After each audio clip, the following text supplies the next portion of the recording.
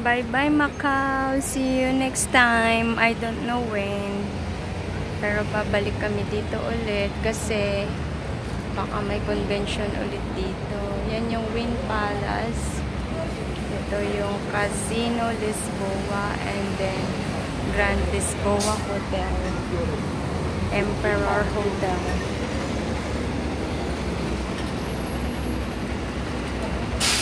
Going to the airport.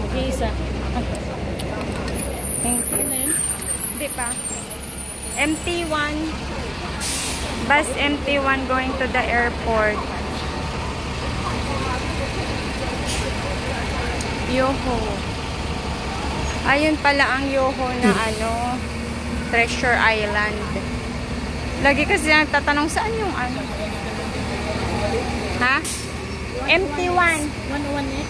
Alin? Yung bus 101X. 101X. Ano, galing yun sa Zhuhai, Macau, ano, Hong Kong, Zhuhai, Macau.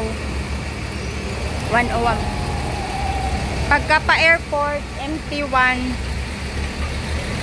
Anong bus number? MT1? Oh, ayan o, MT1. MT1. Pag matandaan mo naman mga sakayan babaan, medyo okay na. Pero pag hindi ligaw-ligaw. Bakit naman? Saan sakyan daw ang bus? 101X. Pagka galing sa... Airport? Oo, sa airport. Zhuhai. Hindi. Pag galing sa airport, 101X. Pero pagpabalik ng airport, Kung galing kang Hong Kong na. 101X. Di ba naggaling tayong terminal na? 101X, tas ang baba dun sa may Senado Square, sa San Malo. Ay, yung ano daw. Sabay kami nung binata. Oo. Wala pa yung 101X. Ang ganda ng Lisboa. Oh. Grand Lisboa. Hindi kami nakasagay ng cable car din sa may Wynn Palace.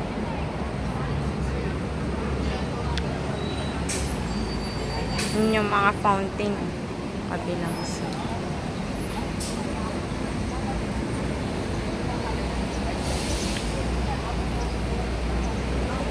Bye-bye Macau. See you next time. Kailan makabalik sa Macau.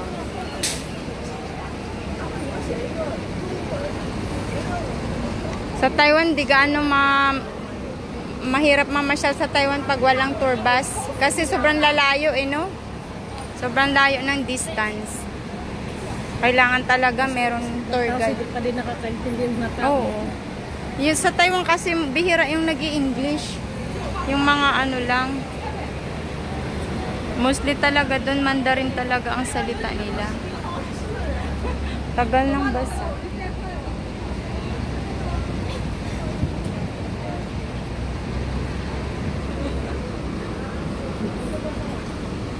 Hintay lang kami ng bus pa airport. Ang tagal-tagal. Alas 10 pa ng gabi ang flight namin. So, ang dating namin sa Pilipinas, mga 12 na ng gabi.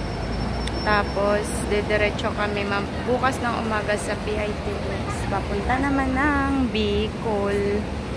Walang tulugan na naman. Walang tulugan na naman. Ilang years na kayong kakilala ni Kumari?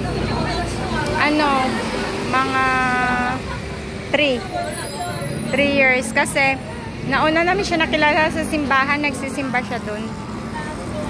Tapos ano, nitong taon, mga Seventh-day Adventist. Adventist yun? Hindi, ano siya, parang Catholic siya Catholic. Ano yung ginawa niya doon sa Adventist? Magsisimba lang siya kasi may mga kaibigan siya yung si Ate Sheila, kaibigan niya yun. Ano, in-invite siya. Tapos sa Adventist kasi pagka magsimba ka doon, free lunch. Wala naman siguro siyang pupuntahan yun. Napupunta siya. Marami siyang kaibigan doon, mga Adventist. Tapos sa boarding house namin, 2 years na din siya. 2 years na din siyang... Buti nagbabayad. Oh, maayos naman yung magbayad. Hindi, makikick out. Makikick out siya doon pag di siya. Ano per month? Ano kasi siya transient. Ay, isang ano tawag doon, yung bed space sa baba siya, 1.5. Wala pa yung bills dun ah. Mas mura ang bahay dito. Kaysa sa sa Hong Kong, mahal. Mahal mag-travel sa Hong Kong. Ang pamasahe pa lang, ang mamahal eh. Dito, $6 lang. Doon talaga by distance pag malayo. Kaya mo sa train, di ba, mahal.